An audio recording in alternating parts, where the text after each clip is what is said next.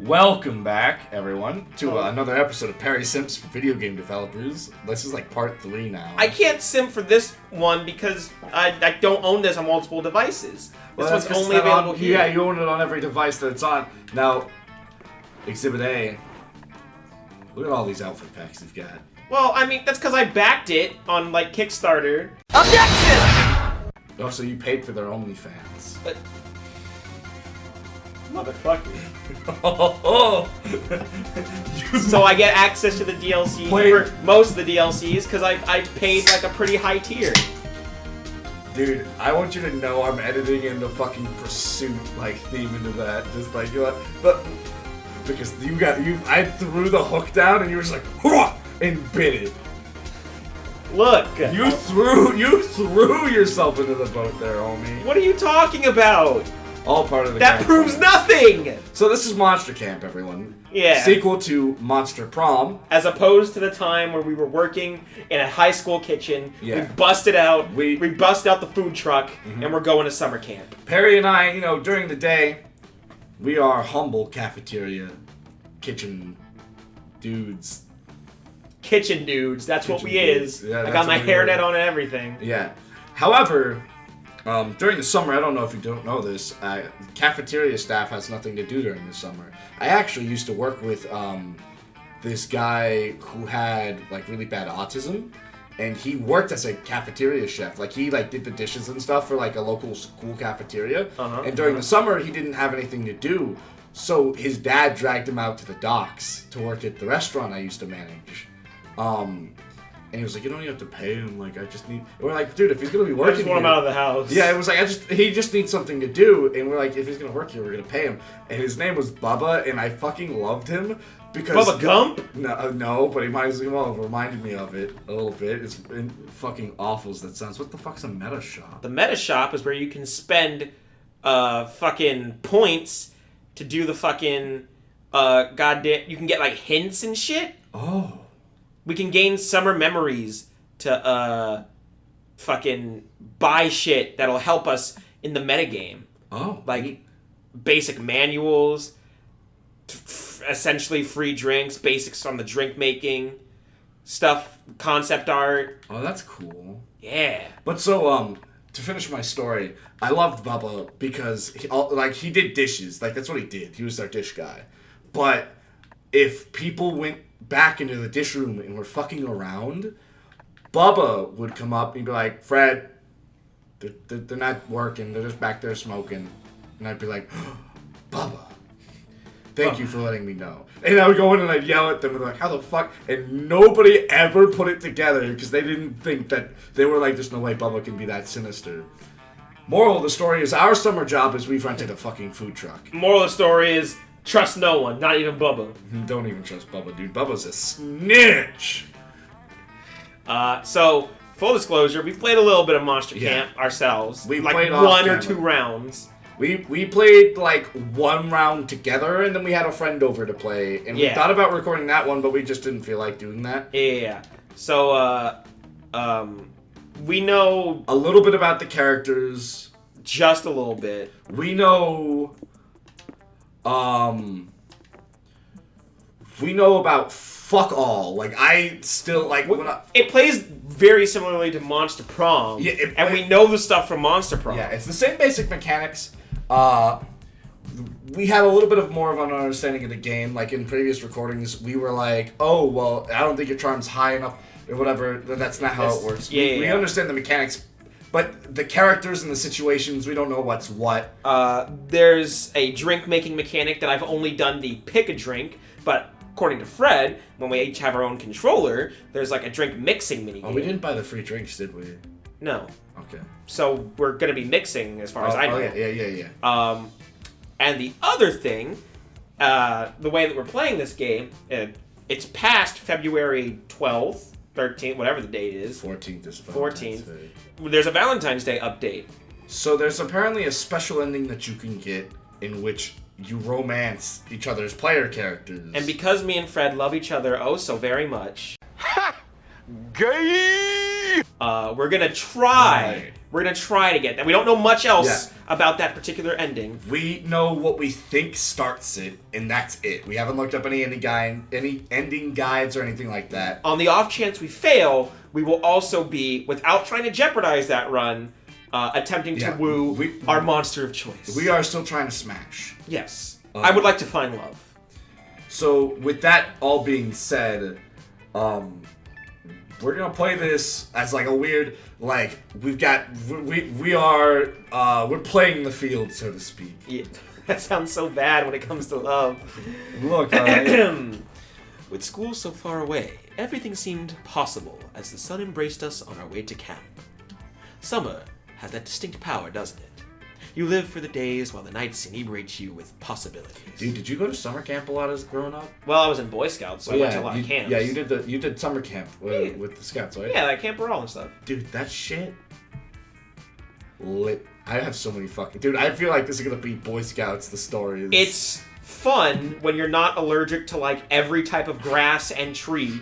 To be fair, I have really bad pollen allergies. I just didn't realize I had allergies. And for us, it did. Who are you, player one? Oh, the DLC that has the extra campers. Although I do own it because of backing the game, I haven't installed it on this computer. Oh yeah. Unfortunate. Yeah, So- because we're on my computer. Which... Forgive us, we will be using the OG cast. Oh Christ! Do I go as super hot or do I go as old? Reliable? Super not. I go as old reliable with the dick mouth. Stop. It's not a dick mouth. It is a dick mouth. It's not made with the intentions of being a dick mouth. Dude, it is, dude. I'm willing to bet. I think I actually read that on the wiki about him. What? Yeah. Where the fuck's no? Where's the how's the alphabet? Actually, no. I'm gonna go with Brian because I think that's what I did for all of them. Pronouns. He. There we go. Sure. Oh yeah, the stat gains are a little different too. Oh fuck me. You can just choose items to take with you that determine your stats. Maybe they have a say on some endings. I don't fucking know. Boldness and that and that.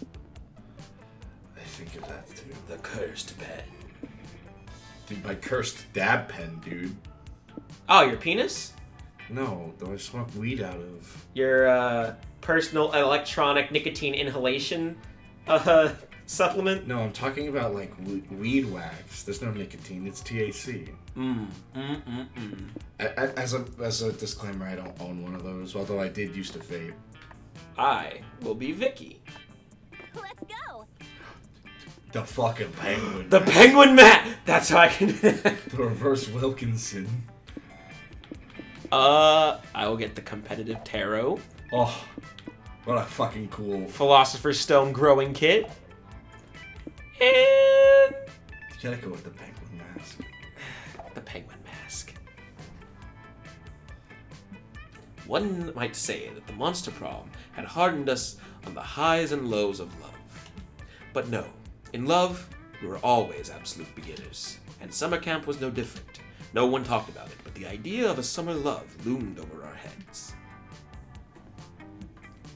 Close to the last day of camp, there was a meteor shower happening, just 5 weeks away. Goddamn, 5 weeks. You pull it full game. Everyone knew that if you were into someone, you were going to watch that damn thing together. And so, a silent yet powerful pressure invaded us. It was the monster prom all over again. Everything seemed uncertain. Everything but one thing. Whoever we were asking on a meteor shower date was probably going to be one of the 6 coolest people on that bus. Joy Johnson Joshima. She's a JoJo. A badass witch who wanted to chill a bit after saving the world countless times. Aravi Mishra, a hot-headed adventurer possessed by a curse who had turned out to be the most annoying roommate ever.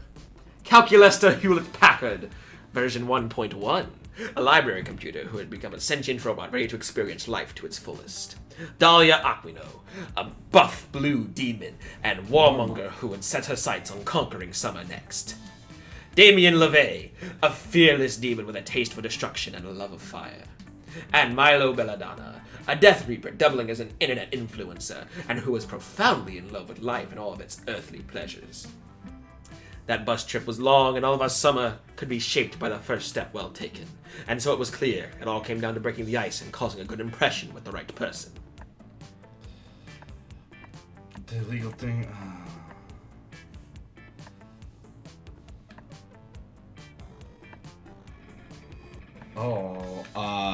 That.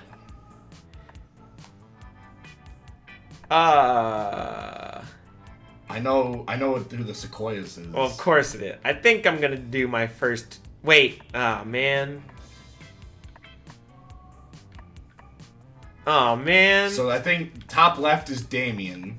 Really? I would think headbutting a very big... No, that's Oh, that's Dahlia? I think that's Dahlia. Fuck yeah, let's do it. I also wanted Joy, but... Yeah, I knew that I got a Ravi there. I love that article. Why should sound like Dick Gumshoe! I love that article. It's taught me so many cheat codes to the classic game. Trillo! How do you cheat at rock, paper, scissors, man? It's like one of the easiest games of chance in the world. Acro! No, acro sounds like this. Easy, you just cut off the opponent's hands. It works every time. Can't play rock, paper, scissors if you ain't got any hands. What about me?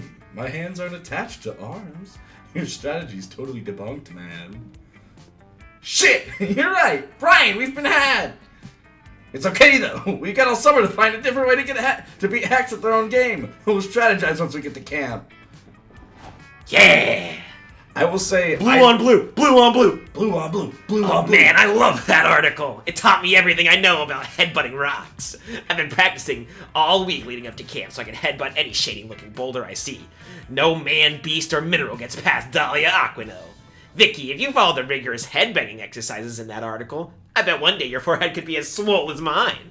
Why don't we do some headbutting reps together while we're at camp? Bro, I'd butt heads with her. Oh my god, I would let her butt my head. As I already said, we were young and unafraid, and we were ready to start. I don't think the interdimensional prince, the interdimensional hyper prince shows up. I think he does. I feel like we saw him once or twice, like once in the last thing. I have done a Ravi, like I've done a secret ending with her, but I ended up dating fucking Curse. Hex? Hex, yeah. Like we went to a bagel shop in the woods. That's pretty dope. Alright, brother. What's it gonna be? Oh man. What's it gonna be? What are my current stats? Green. Yeah. I have charm and boldness. Are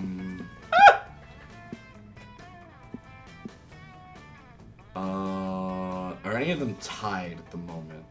Smarts and creativity are. Fuck me. To the camp dome!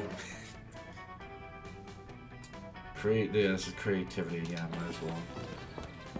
That day in Monster Scouts, Monster Scouts? you make each other monster friendship bracelets. Except the Monster Scout leader pairs you randomly with your friendship bracelets recipients, so Larry the Lich doesn't feel left out for having no friends. You get paired with Larry. Surprisingly, though, he's a great conversationalist and makes you a super heartfelt bracelet that imbues you with +2 creativity when you wear it. Bruh. Friendship with Lich. Friendship with Perry ended. Lich is my new best friend. Bruh. Oh my god, if Larry the Lich shows up as a character, like Juan the magical Latino cat is like a huge character in this, and it was just a throw-off thing where you kept insulting him and stealing his charm in the first game. Fuck yeah, you did. Which is surprising that it gives us these magical drinks.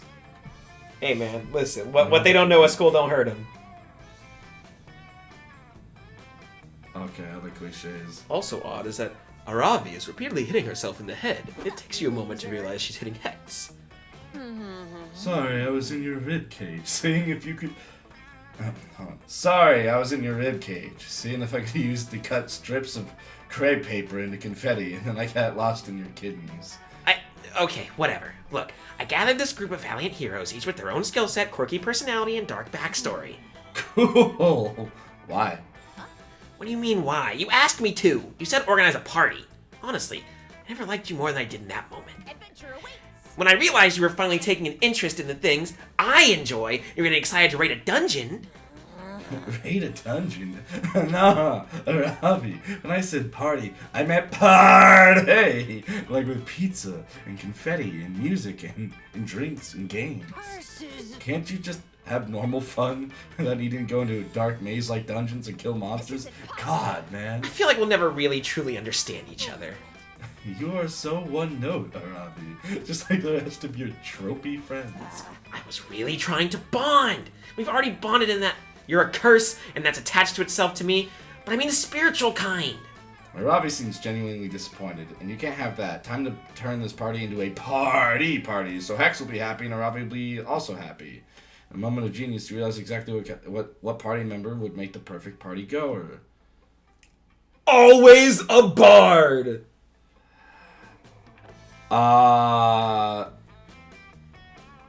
think that's creative and this is charm. Oh. One of them could be smart. Either one of them could be smart. Bold! The other one must... Oh, I guess the other one must... The other one had to have been fun. Holy shit, dude. I, like, matrix dodged a bullet there. Ned, is that true? I mean, of course it's true. That's why I want you to come bake for the Hex. But the rest of the party? A fun pizza party. An adventuring party. Maybe you could tell us a little more about that? While you bake? Oh, sure, Ned says, looking a little embarrassed to be put on the spot. Well, I studied at Lich and Leven Academy for the Necromantic Arts / Artisanal Baking. Ooh, yeah. Bro, that's amazing. How did you know you wanted to be a necromancer and a baker? I actually just wanted to be a baker, says Ned, beginning to make a cake. I've always had the ability to raise the dead, albeit with a lot of stipulations initially. I used my passion for baking to open a pie shop, but when I brought my childhood sweetheart back to life and my magic prevented me from touching her, I decided to formally study necromancy. Once I leveled up enough, I was able to resurrect her in a more traditional, formal ceremony which allowed us to kiss. We got married and lived happily ever after. Who knew? What an interesting life story, man. You have with interests outside adventuring and necromancy. I always thought it would make for a good TV show, but only if you told my whole story, because it would be heartbreaking to cut it off before I succeed in finding a way to get together with the love of my life.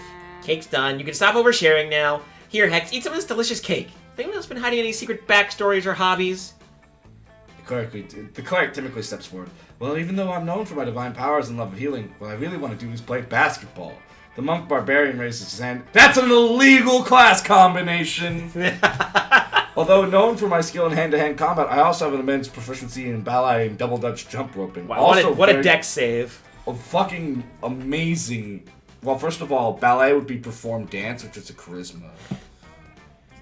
It might depend from DM to DM. Well, the system I play, Pathfinder, that would be a performed dance. 5e could be dex. You notice something here, Ravi? That the monk barbarian's jump rope is actually some guy's interesting. No, Ravi. It's that they all have other interests too. And look, none of them are any less exciting adventurers. After all, they're people you're called when you wanted to party, right? Oh. I guess you're right. We can turn this party into a chance for me to, dare I say it, pick up a new hobby? Love it! Do you want to be my Brian, support? since it was your idea to ask Ned, you think you could help me figure out what I like? You heroically managed not to make an innuendo and instead smile and go around with Aravi, trying everything from ballet to breadworking to billiards. So you try so many different things that by the end of the day you gain +2 smarts and creativity with a handmade scarf and a pretty decent finger painting. Blah. Why do I have too many matching scores? Oh No! I'm gonna go learn to be smart in the woods. bro, go get high in the woods on mushrooms. You hike deep in the woods and find a mysterious journal with the number 3 on it and a half buried in the dirt. Inside's a ton of information on local monsters, how to defeat them. It covers gnomes, physics, time travelers, Illuminati-shaped demons. What a boring journal. Where's the drama? Where's the inner thoughts and insecurities about school crushes? Whoever wrote this journal knew nothing about how journals work. You gain no fun. Well, you gain 2 smarts. Boring. None of that gets you any closer to banging your campmates, though. Fucking shorts. Which is why you're so relieved to find Dahlia shortly after. She appears to be thinking. Harpoon gun, baby powder, tank of compressed helium. What am I missing? Oh, hey, Vicky. Behold my greatest gambit in an all-out campaign to have the best summer ever. One key component of an optimal summer is an amazing tent, and an amazing tent needs amazing tent supplies. I've already gathered all the essentials. A grill, For cooking my tent steaks, a snuggly teddy bear so I can keep my biceps toned for squeezing it at night, and of course, a bag of live snails. I don't need to explain that one. But I can't shake the feeling I'm missing something. If I'm missing something, there's a chance my tent will be suboptimal. I can't allow that to happen. Dude, you gotta min-max your tent stats. Listen, my tent build is made to have max stats. Bro, you gotta fucking min-max those charisma checks. What could it be? I've already got a cooler full of spare organs, a spiked dog collar in case I find a dog. Maybe I need a hand mirror for starting campfires and checking out my looks. No, they interfere with the tent's laser grid. I'm stumped. You look like a monster with a camping savvy. Maybe you can help.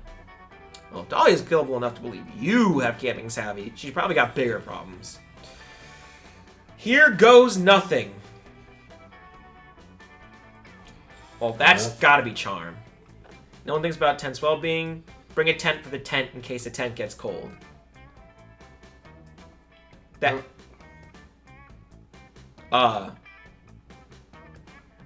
Your charm's one of your lowest stats, so actually, if you think about that, because if you think that bottom one's charm, right, then statistically any of the other ones have an infinite, like the other one has an infinitely better chance. It's true. You don't deserve a badge for that. I've been so self-centered, I never considered how the tent might feel. I mean, what if my poor tent were to freeze to death and die? I don't want to sleep in a rotting tent corpse.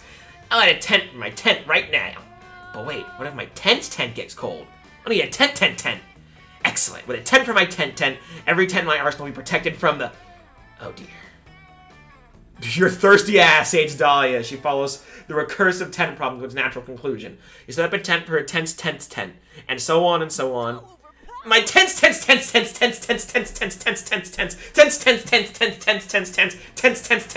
so massive that it blots out the sun. Hey, says Elazarabeth, the solar angel who loves to tan. Stop blocking the sun with your tent to leave the tent's power. You dare to challenge the lady of 1,000 tents? I shall rule the camp with a nylon fist! Jeez, says Elazarabeth. Chill out, that's cool. I'll go tan somewhere else. Like the actual sun. My power cannot be denied! Come, Vicky, let's tent until all of Camp's spooky lies are in our shade. You really want to switch Dahlia, so you roll with this bonkers plan until it's nighttime and you're both totally exhausted. You slump to the ground. Thanks for your hint pitching all these tents. You truly are a powerful ally. I'm guessing you're too tired to return to your own tent. Would you like to share mine? Hell yeah, I would! You follow Dahlia into her mega tent tower, only to run out of steam and pass out 54 layers deep. You don't get to snuggle with Dahlia, but you almost did. And that's worth 2 fun and 1 charm. And now for the meat of this commentary, let's play. Alright, let's fucking go! Everybody chooses a song. Sing your choice out loud. Sing your choice to the other player. Oh. A song? Yeah, alright, I got it. Got mine. Alright. How do you want to do this? After you, my good man. I'm never gonna dance again. These guilty feet have got no rhythm. Should've known better than to cheat a friend.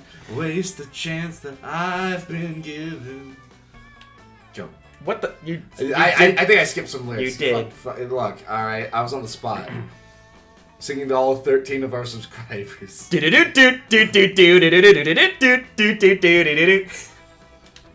Alright.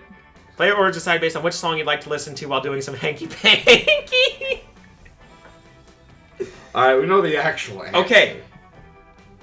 Actually, I don't think I'd want to fuck the Careless Whisper. Yeah, that's like a song about, like... That's a song about, like... cheating. Cheating. Yeah. My song will get... That's speed. That's power. You gotta go. Well, here's the thing. As bad as my song is, I have to defend it a little bit. I feel like all right. Sorry, Fred. I've got the correct answer. I throw my I am like, it's a sensual mood. I'm getting ready. My lover steps out of the room to slip into something sexy, right? And they're like, "Don't worry, Fred. I've got some music to set the mood. I'm laying in bed. I'm ready. I'm like, I'm ready to go." They come in. They hit play, and suddenly I hear do. I think I would immediately go soft because I'm laughing too hard. No, listen. That's why you gotta double down on it, my man. So what you do, you get everything prepared, you get nice, you look her deep in the eye, you hold her close, you look her in the eyes, and you say, "Ready to bone?" Alright, you can take this fucking win here. Thank you. I can't. I really can't fight this one because I was fucked a little bit, you know. Zip zap zippity bap. Let's get more. Time to think just a bit more creatively. Yeah. You spend the day learning new skills with Monster Scouts to earn new badges. You earn a badge for healing a wound only using the bark of a tree. You earn a badge for writing poems in iambic pentameter. You earn a badge for building a blackberry while using real blackberries. Nice! Completing all those unexpected and probably useless lessons gave me +2 creativity. Gotta say, I think I learned some pretty useless bullshit. God damn, she looks good in a scout uniform. Of course my boo does. My blue boo. You end up hanging with Dahlia, trying to teach her the meaning of the word chill. You feel like you're starting to make progress when... Bear attack! Bear attack! I'm a bear, and you're gonna get attacked! But wait! How can you be a bear if you're actually a coach in a bear costume? Oh, this bear prepared this drill, Dahlia. I'm dressed as a bear in order to teach campers about bear safety. Suspend your disbelief. Okay, what muscles do I flex to suspend my disbelief? You're glutes. Now are you prepared for a bear attack? You bet I am. There was a reason I legally changed the middle name to Bear Puncher this morning. Not so fast, my enthusiastic camper. If bears were all about punching, we wouldn't need drills. What if a bear engages you not in a battle of blows, but a battle of wits? Oh no! From behind his back, Coach produces 2 full wine glasses. Don't worry, it's just grape juice. Even wily bears don't condone drinking alcohol at summer camp. Only you can prevent underage drinking. Very bad. That's why I got a fake ID, though. Here's the twist. One of these glasses is poison. The battle of wits has begun. It ends when you choose a glass and we both drink to find out who is the winner and who is dead. Normally I wouldn't condone drinking poison at summer camp either, but this is for educational purposes. I see. Now I am the sort of bear who put the poison. Now am I the sort of bear who put the poison in my own glass, trusting in my strength to save me, or am I the sort of bear who would put the poison in your glass because I? Dahlia snatches the glass out of Coach's hand and chugs both of them. I choose both glasses! What? Why? Because it's the last thing you would expect! It's lateral thinking, and I excel at it because my brain is the strongest! Okay, well you're definitely poisoned now. Oh. Whoops. Oh no! You can't switch Dahlia if she dies of poison! Romancing corpses is only okay if they're reanimated. So now it's time to survive the last idiotic mistake. I think that's boldness. Boldness is pretty... So if that's bold... Then anything else would win. I think that's Realistically. smarts. I think that's either smarts or fun. Or creativity. I'm in it. Oh. Outwit the poison, you say? What if I told you I already have? Inconceivable! Conceive it, Coach. You see, I spent the last few years developing an immunity to bear venom. That poison never stood a chance against me. I've also developed an immunity to bird venom, bad vibes, and trans fats. Wow, Dahlia. I'm so proud of your commitment to bear safety. Who else would ingest bear venom every day for years in case their high school coach followed them to camp in a bear costume and poisoned them as part of the safety drill? Wow.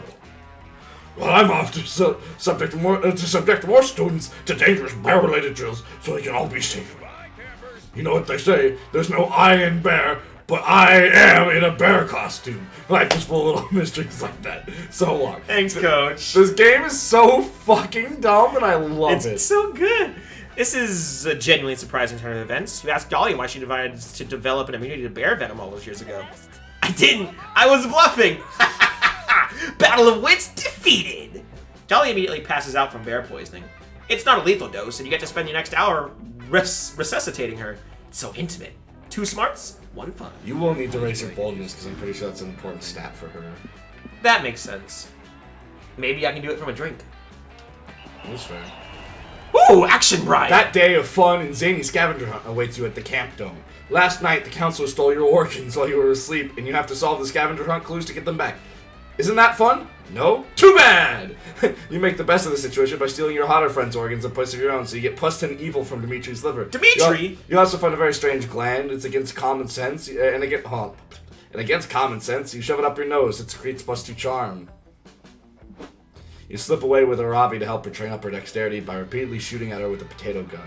Hex keeps eating the potato bullets, so nobody's learning anything, but you're still having a good time then. Hey, where's the lump in the grass over here, and why is it giggling? Yeah, what's the big idea? I'm the only giggling green lump around these parts. No, Hex. Don't you see? It must be a wandering monster about to start a random encounter. Quick, let's get the jump on it with knives.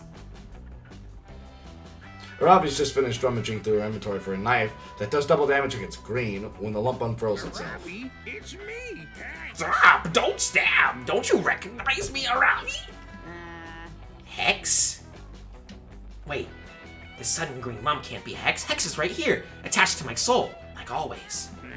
Are you sure about that? Maybe that's not Hex, but a bear in disguise. It's been known to happen.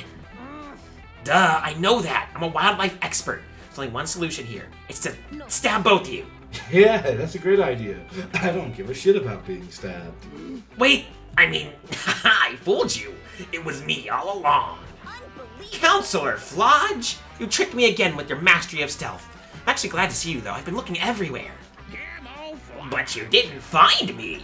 No matter how much you level up your search skill, old Counselor Flodge will always be one step ahead. No other counselor is less accessible to campers. That's exactly what I wanted to talk to you. I need disguise advice. You see, I'm playing the video chat with my grandma later, and you want to disguise yourself as her so she'll be impressed by your mastery of the art of disguise. You come to the right place. No, I have a problem. See, Grandma doesn't know I got a curse, and I'd like her to keep not knowing. Yeah, I mean, we're great pals and everything, but we both agreed we're not ready to take the next step and meet each other's families. But it's not like I can just stuff Hex back in the cursed necklace once they came. I need a way to hide them in plain sight. Before Counselor Flodge can jump in with some dumb bullshit about changing Hex's skin color to match the environment, you jump up with an excellent suggestion of your own. Okay, that's probably creativity. Oh. Ooh. Use a spell to confound. I'd honestly think that the bottom is creativity or smart. Well, fuck me. You got the it. bottom one was smarts. Are you sure that'll work? Hex doesn't look like hair. Here for it. It'll totally work, trust me. Old people have no idea what hair even is these days. You'll have to take your word for it, man. It's true. Even I, a hip boomer and master of disguise, have difficulty distinguishing the Dreadhawk from the waterfall braids. And don't even get me started on Fortnite meme locks. I hate the fact that we just said that. Alright, I guess it's worth a shot. I'll get the video call set up. Hex, think hairy thoughts. You look around while Ravi is setting up her laptop, and Counselor Flodge seems to have vanished. No, wait, he's just stuck behind a trash can to peer at you slyly. Anyways, Ravi gets the video chat going, and her adorable grandma appears on screen. She immediately notices Hex. Ravi, honey, what's that green thing floating behind you? Are you cursed? Baby, I warned you about unprotected adventuring. I don't know why she suddenly became a sweet old lady. What? No, that's not a curse. It's just my hair. It's a new style called... Eagles.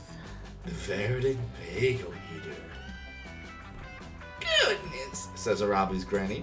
Hairstyles sure have come a long way since my day. We used to have to enchant the hell out of our hair to get that much volume. And even then, it never spoke complete sentences.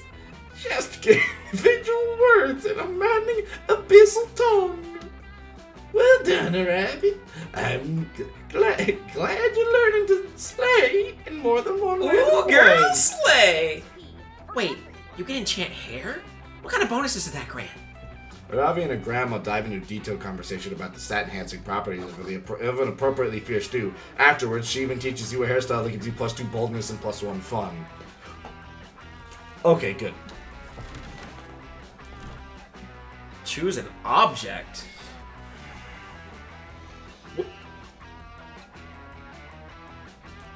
I know what I got. Alright, I think I got something. Alright, I went first last time. A can of Monster. I'm going with that dabbing Tanjiro figure. It's not Tanjiro, it's Zenitsu. Oh, sorry, Zenitsu, sorry. That dabbing Zenitsu figure. Alright, I got you. How I would kill someone with a can of Monster. I used the can of Monster to get my victim addicted to Monster. They drink so much Monster that they pass kidney stones. The kidney stones are so painful that they'd rather choose death than have to pass kidney stones more than once. I take the anime figure in my hand because it's made out of really hard, spiky plastic, and I just beat them to death with it. That's so barbaric. Where's the creativity in that? I'm like the perfect barbarian. Also, yours relies on someone's susceptibility to kidney stones. Because here's the thing, I drink Monster like nobody's fucking business. I drink soda like nobody's fucking business. I've never passed a kidney stone in my life. Well, like I said, I'm 26 and have some of the worst, I'm not taking good care of my health. I've never had a fucking kidney stone. Well, that's great for you, but not great for my victim now, is it? Well, guess what? Your victim, you have to fucking rely on the victim having susceptibility to even having kidney stones. Then you have to rely on them being bitch-made about the kidney stones, and then you have to rely on them killing themselves. If we have to talk about relying on stuff, or like not relying on things that pertain to the victim, your victim could just grab your hand, and also your figure falls apart. Like you have to put it together, so it's gonna fall apart on like its first or second hit. Well, no, I just hold it in a certain way that it doesn't fall apart. But here's the thing: it's more plausible that I will overpower and beat someone to death with the power of blunt force trauma than it is that your Machiavellian plan to make someone commit suicide via kidney stones. Mine's more plausible. Not necessarily. No. It depends on the... If you're saying it depends on my victim, it also depends on your victim. Your victim has way more factors in chance. The only factor that needs to go in is if whether or not I could physically overpower them. And I am 6'2". The only thing that's going strong. against me is if my victim is susceptible to kidney stones. That's it. No, and then you have to talk about their mental fortitude and how they deal with pain, whether or not they can. I mean, like if a woman has a lot of kidney stones, I'm pretty sure. You're assuming that you can effectively beat someone to death. I'm assuming I can effectively get someone to drink Monster. I can go grab one of these anime figures over here and I can start beating on you with it, and we'll see how you feel. It wouldn't be too hard for me to just fucking grab your hand and like shoo it away. Well, yeah, but and that gives me a chance to run. Well, no. And I don't want to be rude, but you're not a guy that can run for too long. Here's the thing, though. You have to rely on the fact that when you grab my hand, that you stop it, and not the fact that I could overpower you. Because let's be honest, if I was trying to murder you right now, I probably could. It depends. No, listen. It all depends on the signs of a struggle. If a struggle can be induced, then there's a chance. Mine's all based on the mind. But here's the thing. I get the drop because nobody's expecting me to fucking beam them over the head with a fucking figure. Nobody's expecting death by Machiavellian scheme, now are they? Yeah, and I don't think anyone's gonna fucking die to a monster can. I think I take the win here. I disagree. I think a plastic figure that can fall apart upon enough force to create blunt force trauma. I think even if one of the pieces felt like, as long as I had like one of the pieces, I could still beat you to death with it. I don't think so. It's a also, figure depending that on how I hold it too, the piece, like some of the pieces, A, are meant to stay together with high amounts of friction, and B, if I clench down where like the pieces are held together firmly, like if I like grab the legs and the torso and clench them like this, and then none of the force will be on the joint enough to... And by that point, you're already so fucked up. Both of ours are dependent on our victims. I think I have a more likely chance to kill someone via overpowering them than you have to fucking kill them via Machiavellian bullshit. I think my kill is more... Well, before you hit A, I think my kill is more indicative of the ways that Monster Prom and Monster Camp describe their events happening, and therefore, that should be brought into effect. You definitely think that... you had control of the morning, I had control of the afternoon. Mm-hmm. You think, for instance, that Dahlia or Damien wouldn't just brute force bludgeon someone to death with an anime figurine? Because they totally would. I think if you could convince them that it would be more hardcore to brutally cause someone else to cause their own death, I don't they think would do they'd it. buy it. That would be something that you'd get maybe with... I'd have to have a good creative check. I think I'm gonna go with mine here. No. You can't the last you one. No, yeah, because that was easy. Dude, no, mine's more likely to get this. I don't agree.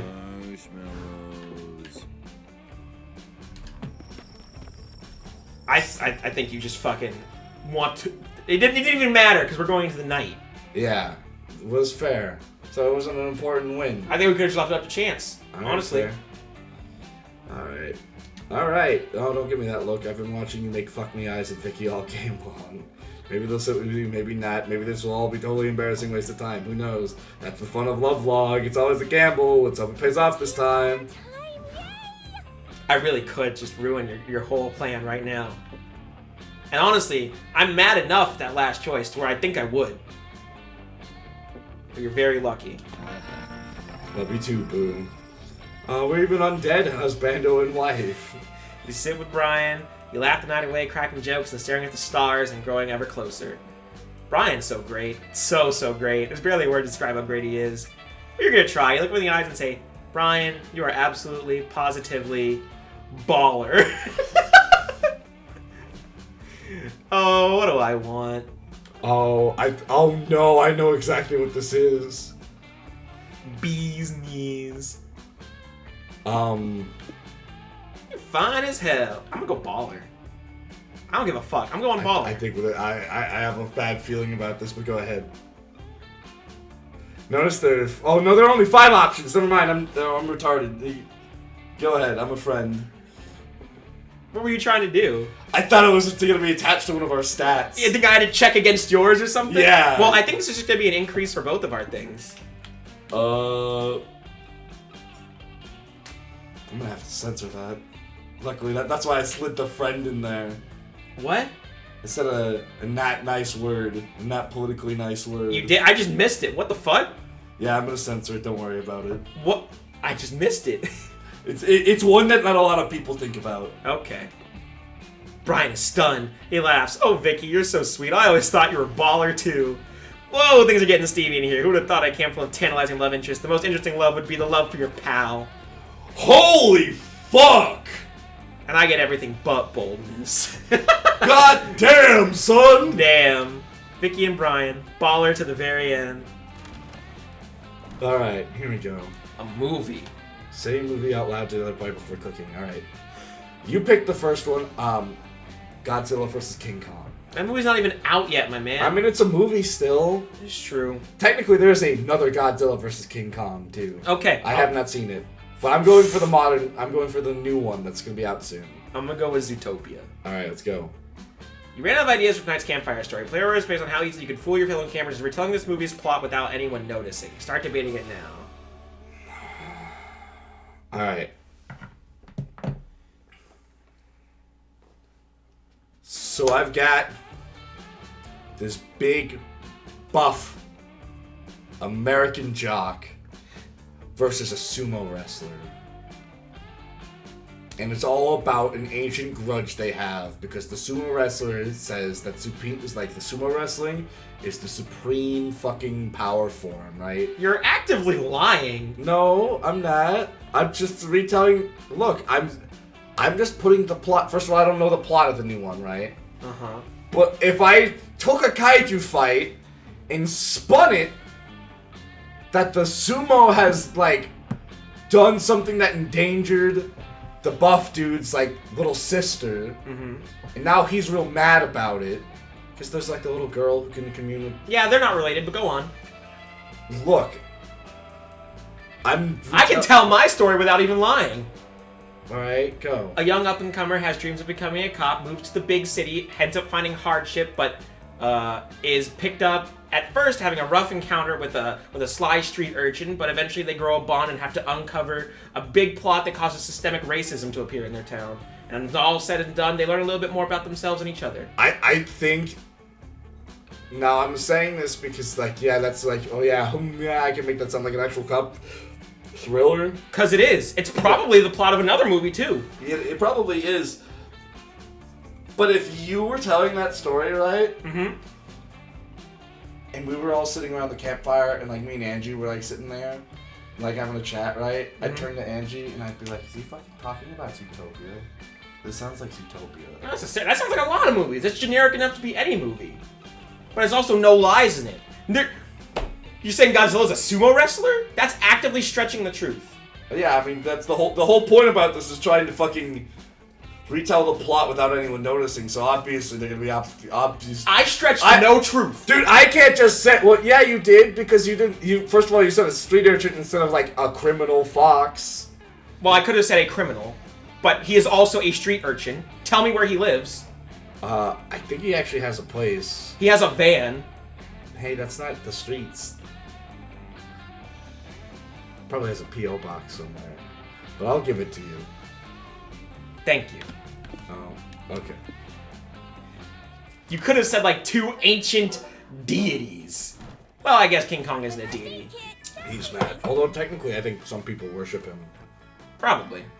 Anyway, next time in the kitchen. Next time in the kitchen. food truck. Next time in the food truck, we are going to be cooking up some tacos. Go on into the next week, and hopefully the arguments will be a little more fair and not just like, oh, I'm in control, so I'm gonna choose. We're really gonna be mad about that. We're bumping elbows in the kitchen. It's a little tighter than we're used to. We're used to having our own separate stations, and now we're butt to butt. You know how that do. All right, y'all. Next time.